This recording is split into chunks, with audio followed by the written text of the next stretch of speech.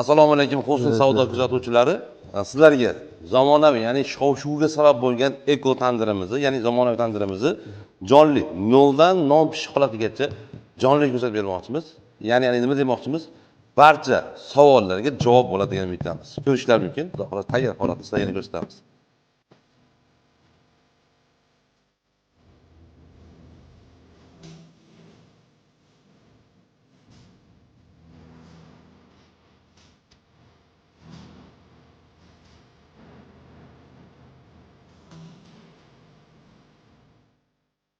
Qadrli do'stlar, sizlarga ko'rsatmoqchi bo'lganimiz bu o'zimiz Andijon oddiy uni.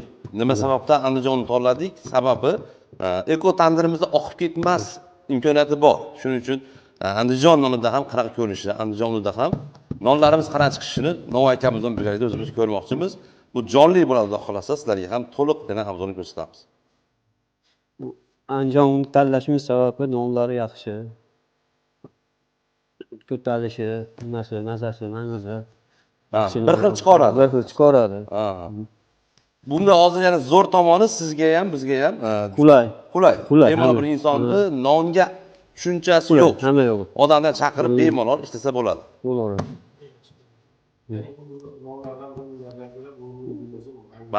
Mangazi ham shirin. Hamma tomonlama zo'r aslida. Bu yoqda narx tomonlama, misol uchun kimdir Novvoylar qimmatroq unda qilish ehtimoli bor, chunki oqib ketishi mumkin. Eng birinchi sort qilsa, bunda unaqa emas. Narx tomondan ham nonni stabil narxi arzonlashadi.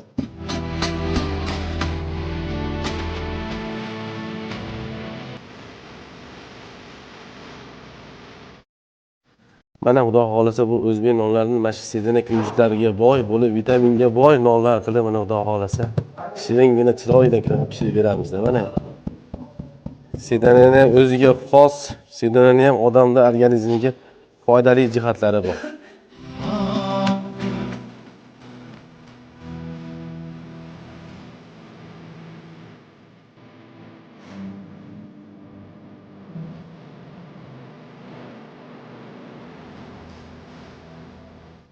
Nonlarimiz tayyor.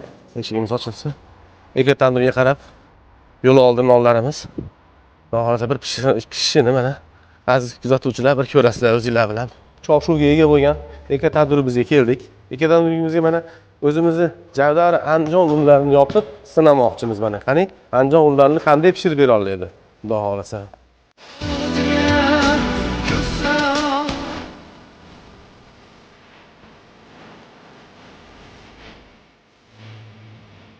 Qani bismillahirrohmanirrohim. Aka, Abdulloh aka. Akalar vaqtiga qo'yib qo'yamiz. O'zi aslida bu non 10 minutga o'rmay pishadi. 15 minutga qo'yib beramiz. 15 minut qo'yib ko'ryapmiz.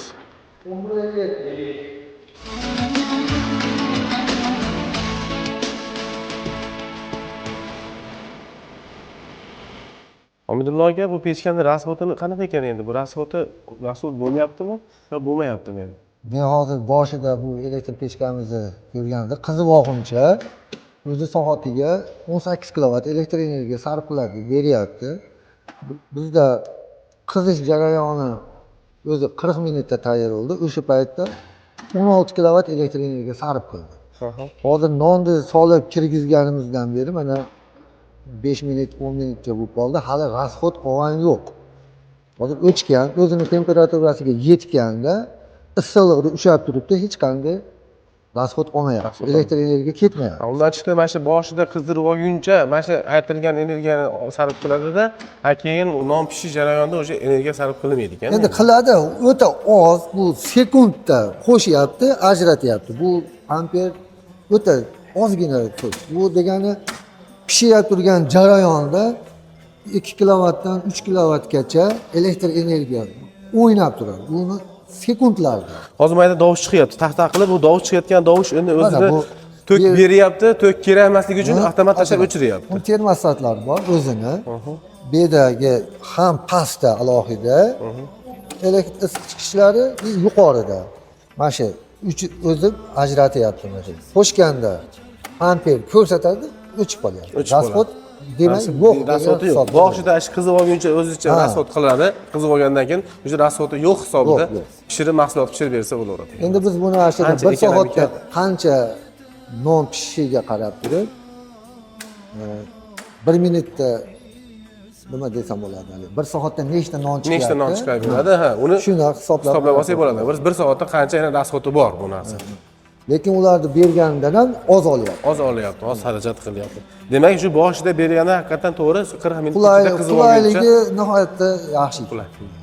Qani xudo xolasa biz ham mana shunga ijtimoiy tarmoqlarga ko'rib qiziqib keldik. Qiziqib kelib ko'ryapmiz. Mana nonni solib qo'ydik. Tavsiya qilganlariga ham yaxshi omad zo'r ekan, mana Xudo ko'rdik. xolasa. Qani yana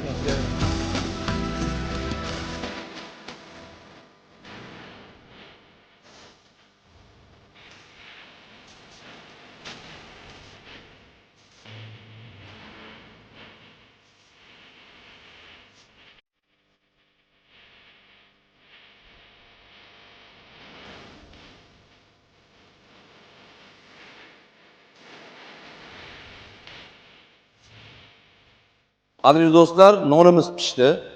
Qo'yabzor zavoddan akalarimiz kelishdi, o'zlari noni bilan kelishdi. Chunki Xamiri bilan. biz o'zimizni nimamizni xamiri bilan xamiri bilan kelishdi.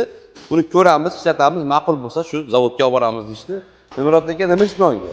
yo'q, xudo xolasa. Nonimiz holati ko'rishlar mumkin. Orqasi, Orqasini ham go'zal berdi. Haqiqatan birga bir tandurda bo'lgandek qilib holat ichi. Bo'lib ham aka unimiz Andijon unda. Ha. Qozoq uni emas. Oqib ketdi degan narsa O'zimiz haligi Andijon Qozoq To'talgani qarang. Qozoq unida qanaqa bo'lyapti keyin, Andijon unida qanaqa bo'lar ekan degan maqsadda o'zimiz xamirimiz bilan kelganmizda, mana aka. Tandir bilan birga birmi? Tandur bilan birga bir omil ekan. Qani mazasini ko'ringlar-chi? Akalar? Akalar? Qani?